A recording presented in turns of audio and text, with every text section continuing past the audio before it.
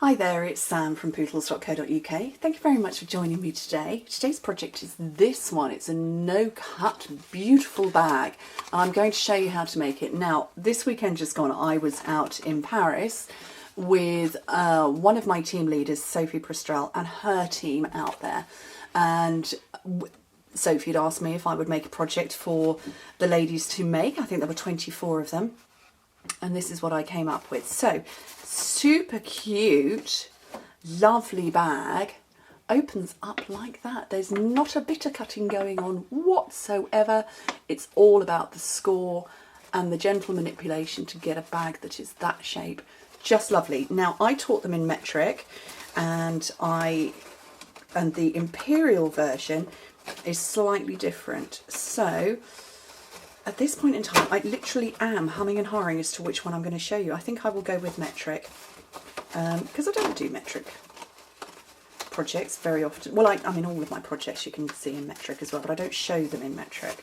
So, okay, that's on. Let me move that out of the way. And I gave them all this. I'm tempted to photocopy this and put that on my blog. That's what I'm going to work with. So, you need to start off with paper that is 30 by 30 centimetres. So if you work in imperial, that's fine. Leave yours at 12 by 12. I'm going to go 30 by 30 because I'm working in metric. So I need to get rid of a little bit. Okay, so the first thing you do is you mark at the 2 centimetre mark. So what I've got is 2 centimetres over here, and I'm just taking my scoring blade and I'm just marking at that end and at that end. Okay, if you're working in imperial, do it at 1 inch. And I'm going to turn it round and repeat exactly the same. So 2 centimetres, you can't see I'm down at the bottom of my paper as well, so I'm marking top and bottom at the same time. Okay, then score it fully at 6 centimetres and at 24. So if you're working at imperial, and I'm scoring 3 inches and 9 inches. So what I've got, I don't know how well you can see it, I've got a mark there, score, score, mark, and then turn it round and score it fully 12 centimetres and 18, which in metric is 4.5 and 17.5. And then we're going to do that mark again. We're going to mark it at 15, top and bottom, which in imperial is 6 inches. Okay, so if I bring in my template, what I've done is I've put the marks in there, top and bottom, and scored, and then I turned it round and I scored, and marked there and there, and those marks are so that I can do these score lines, and I haven't got any chance of seeing that whatsoever. So what I'm going to do, I'm going to turn over my grid paper.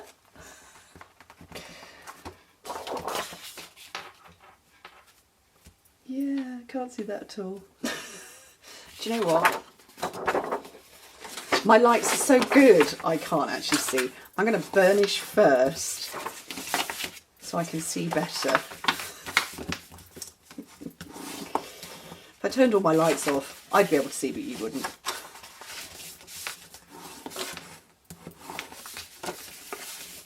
If I put these in first, I can now see. Okay, let's go with the easy ones first. I'll turn this round. Where's my long ruler gone? Here it is. So the first one is very easy. We're going across this, across the square, and we're making a cross in the middle.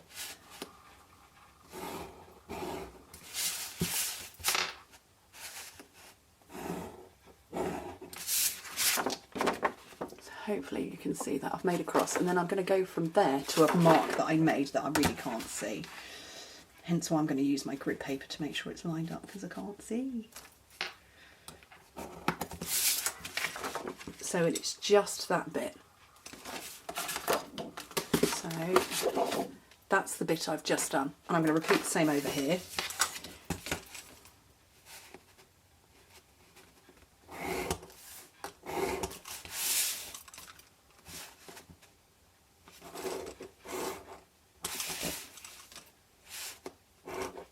I could see that line. So that one's done as well. So I've done both of these now, here and here. And the ones I'm going to have trouble with is this one here. So I'm going to go down from here down to this mark I made at the 1 inch mark, 2 centimetres.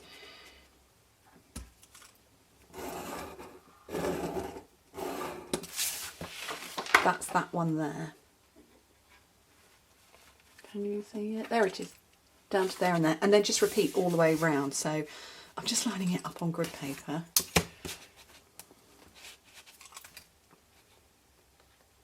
And they point in to the middle.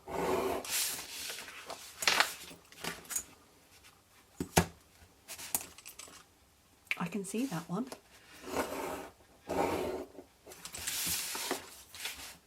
And the last one, oh, I can see that one as well.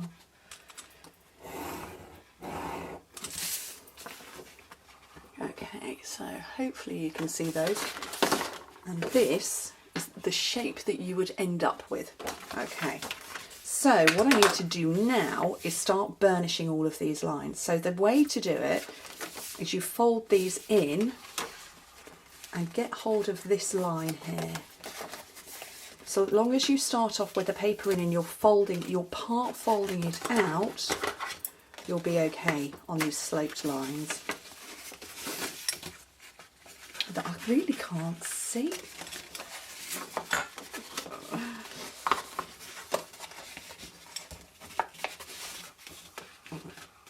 I don't think I did that one strong enough. Score firmly. So start it off in and go out. Start it off in and go out. So that's those ones done. This one again, come in and this diagonal line goes straight across your box, straight across the square. Start with the paper folded in and fold along the scored line out. Okay, fold in and follow the score line out. Fold in. Follow the scored line out. Now the only one you've got left to do now is this line here, and you're going to pull it in and then pop your fingers between. Okay, just pull again, fold the paper in and pinch, and it will only close on that bit. If you did it the other way round, what would happen is that little pinched part would be sticking out under here and it wouldn't be pretty. So bring it in and pinch it so it goes in. Look, oh actually I can show you on this side. If you brought it on the outside, I don't know if you can see they're going in different directions. That bit sticks out there. That's ugly. So in to pinch. Okay, so first things first, pop a little bit of glue in that triangular area there.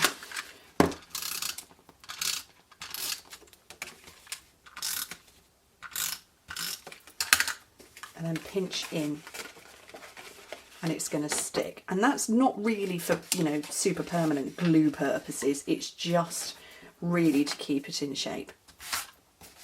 And then I strongly suggest wet glue down here and just use a fine bit,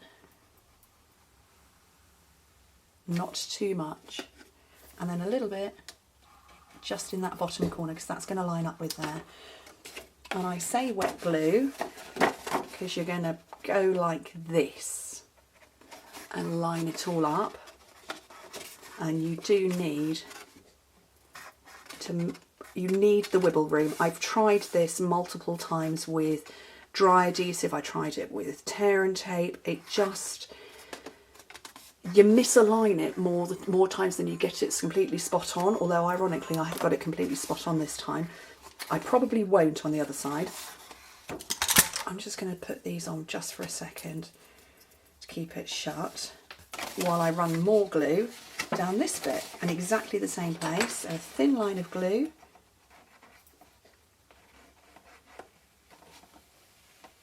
just along there and that little bit there. Oh, and line it up again. And yeah, that's where you see you need the wiggle room. Keep hold of that. Just let that glue go off and dry. And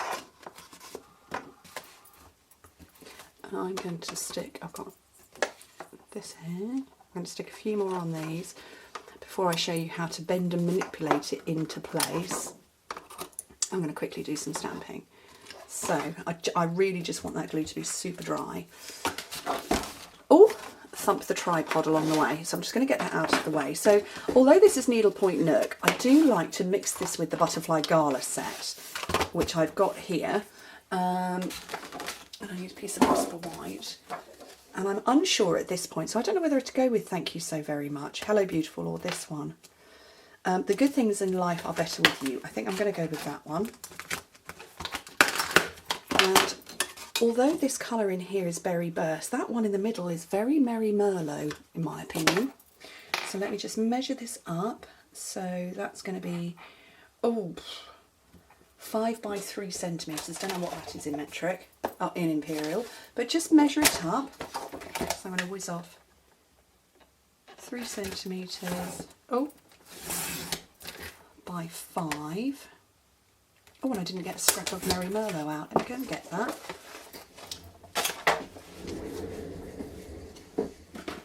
Just slid down the other end of my desk.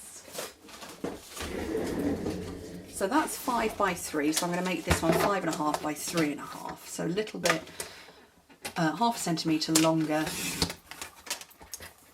and wider and longer. Whoops, 5.5 by 3.5. Okay, let me grab a block. And my Merry Merlot.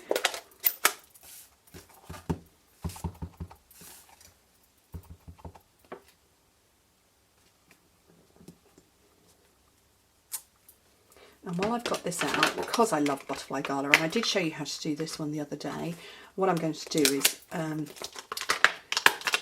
bleed my ink with Wink of Stella. I need a piece of Whisper White. What have I just done with that? I just trimmed off some white and I don't know what I've done with it.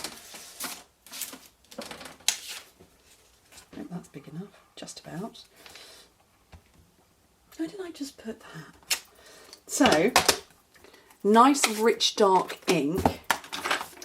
You can bleed the ink around and it's sort of a bit like watercolouring.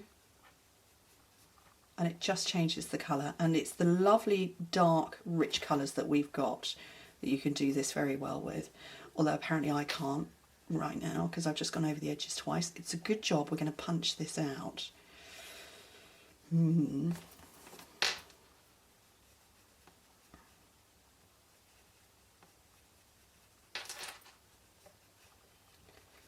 that's just totally tinted that up but made it glittery in the process. Punch it out with my Butterfly Duet punch.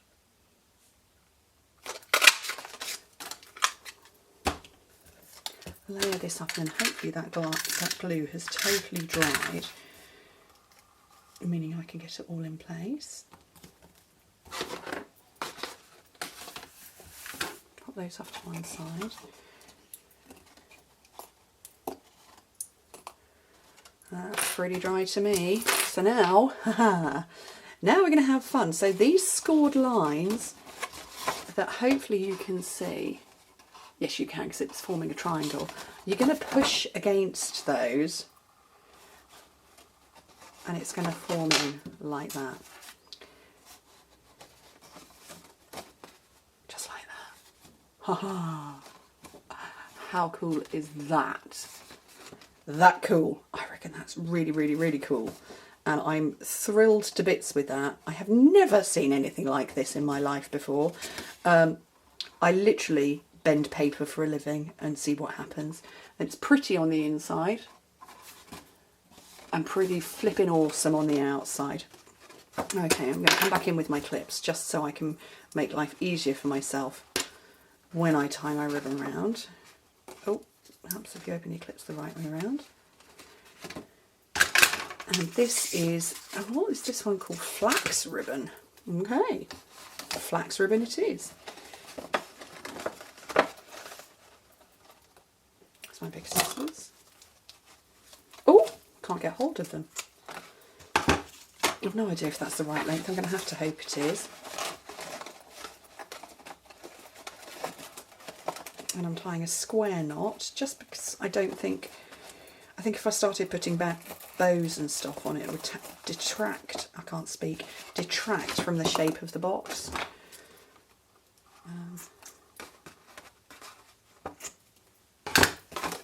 Oh, I didn't tie it tight enough. Let's tie it tighter next time. And then a couple of dimensionals on the back of here. And I'm going to make my butterflies fly.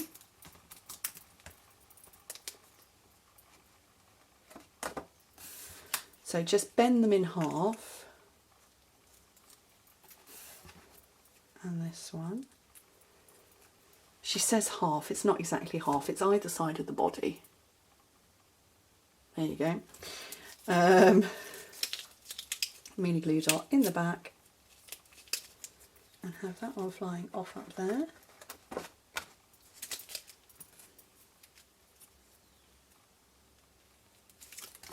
Mini glue dot on that one, we'll have that one down at the bottom, I think. The good things in life are better with you. So how cool is that? No cutting, just gorgeous.